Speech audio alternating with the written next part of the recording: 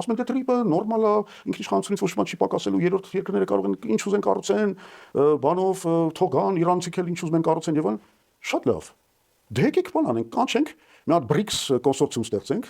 որովհետեւ սա գրգռված կլինի եւ Ռուսաստանը, եւ Իրանը, եւ Հնդկաստանը, եւ Չինաստանը, դա փայլել է տալիս բոլորին այդ բանի մեջ։ Եկեք մի հատ երկաթուղի կառուցեն բոլորով միասին, այդ թվում Հայաստան, առաջարկեք փայլ նաեւ Ադրբեջանին, Թուրքիային, Վրաստանին,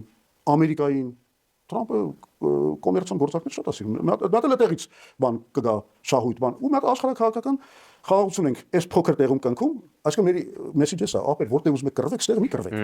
Ստեղ մենք սուվերեն պետություն ենք, որը պետք է ինքը կարգավորում է իր ռեսուրսները, ու այնպես է կարգավորում, որ բոլորդ ինչ որ